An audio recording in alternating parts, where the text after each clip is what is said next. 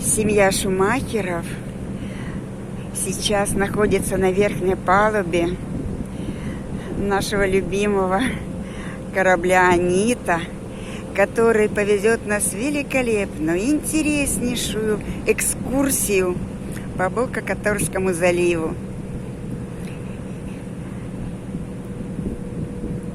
Они очень довольны, рады, что вместе с нами путешествуют. Так, мы выезжаем из Тивота. Новое путешествие.